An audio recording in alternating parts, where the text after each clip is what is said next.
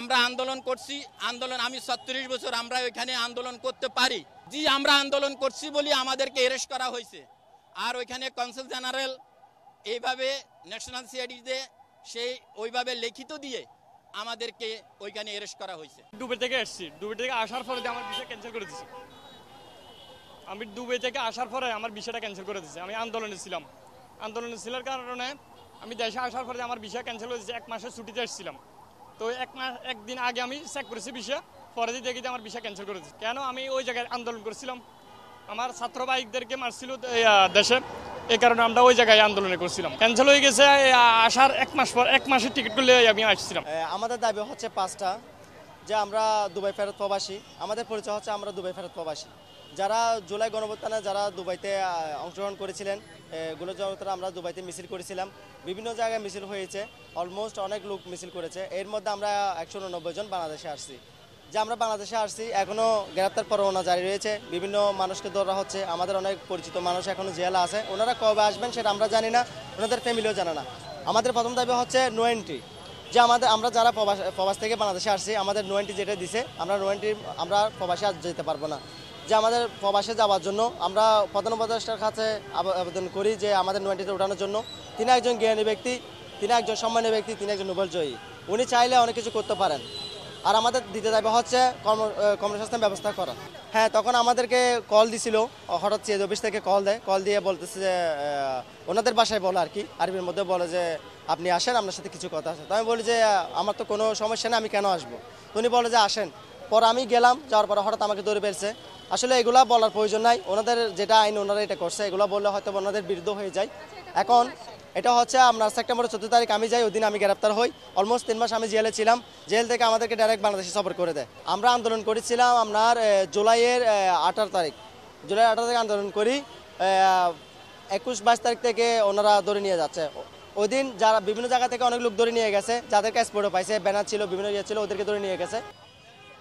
কিন্তু আমাদের বেলায় কিন্তু আমরা দেশে আসার পর দেশের সরকার বিভিন্ন সরকার দুষ্কৃতিকারীর জন্য আমরা আমাদের দাবিগুলো পূরণ করতে পারি নাই। এটা বলবো ডক্টর ইউনূস স্যারের আন্তরিকতায় আমাদের দাবিগুলো সুন্দরভাবে পূরণ করে দেন উনি। ধন্যবাদ। আমরা সামনে আমরা থাকবো। আমাদের প্রতিনিধি টিম যখন আসবেন, ওনারা সিদ্ধান্ত দেবেন, তারপর আমরা এখান থেকে সরে যাব।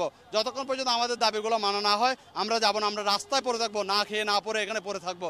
আমরা কোনো জায়গায় সরে যাব না। পরবর্তীতে যদি উনি আমাদের দাবিগুলো আন্তরিক সহায়তা মানে না নেন, আমি বিশ্বাস আছে উনি মেনে নেবেন। কিন্তু পরবর্তীতে আমরা এই 5 জন প্রতিনিধি দল, আমাদের 5 জন প্রতিনিধি দলকে আমরা পাঠিয়েছি ওখানে সাক্ষাৎ করার জন্য। ওরা আসলে তখন আমরা এখান থেকে সরে যাব। আমি দুবাই আরব আমিরাতে আলাইনে ছিলাম, যে ছবিটা ভাইরাল হয়েছিল আমার আর জহিরের, ভাইরাল হয়েছে ওয়ার্ল্ডে।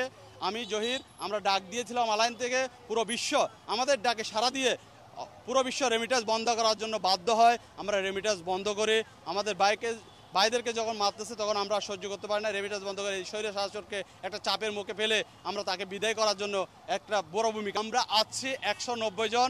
190 জনের মধ্যে একটা ইন্ডিয়ান ভাই আমাদের সাথে দুর্বৃত্ত অনেক এটা মর্মাহত। ওনার ছবিটা আসার কারণে উনিও জেলে ছিলেন, উনি কিন্তু ইন্ডিয়াতে চলে গেছেন। 189 জন আমরা দেশে আসছি, আরও 19 জন জেলে আছে।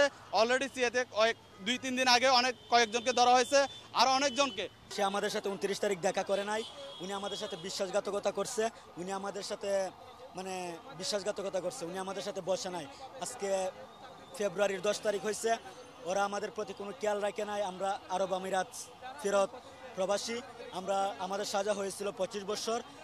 এখন বর্তমান অবস্থায় আমরা এখানে ভিক্ষা করতে আসি নাই, রাষ্ট্রের কাছে আমরা কিছু চাই না। আমাদের যে 5 দফা দাবি আছে পুনর্বাসন, এটা আমরা চাই।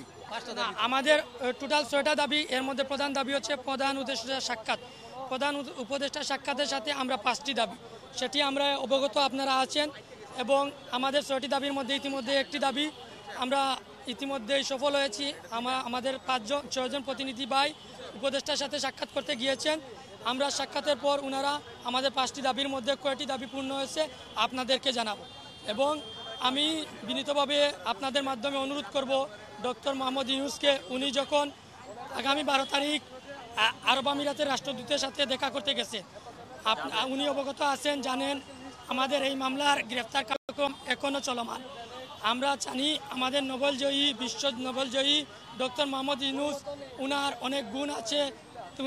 উনি কূটনৈতিক আলোচনার মাধ্যমে এই মামলার গ্রেপ্তার চলমান প্রক্রিয়া বন্ধ করার জন্য এবং এখনো পর্যন্ত যারা জেলে আছেন আমাদের ভাই, ওদেরকে দ্রুত দেশে ফিরিয়ে আনা। এবং আমি ওনার কাছে বিনীতভাবে অনুরোধ জানাবো আমাদের প্রবাসীদের পুনর্বাসন করার জন্য।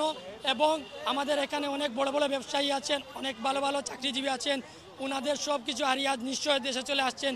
আমরা সবাই চাই পুনরায় আমিরাতে গিয়ে আমাদের ব্যবসা বাণিজ্য চালু করতে, আমাদের চাকরি চালু করতে, আমাদের ফ্যামিলির পাশে দাঁড়াতে, আমরা বাংলাদেশের পাশে দাঁড়াতে। এখন হচ্ছে আমরা 5 আগস্টের আগ থেকে ধরে পর্যন্ত এখনও আমিরাতে গ্রেপ্তারি প্রক্রিয়া চলমান। আজও পর্যন্ত গ্রেপ্তার বন্ধ হচ্ছে না। এখনও আমাদের 17 জন ভাই আমরা যে জেলে ছিলাম আবুধাবি আলসদর জেলে ওখানে আসেন, ওনাদের সাথে আমাদের যোগাযোগ হয়। আমরা সরকারের কাছে, সরকারের প্রধানের কাছে আজকে আমরা 5টা দাবি নিয়ে আমাদের একটা 6 জনের একটা প্রতিনিধি টিম গেছেন।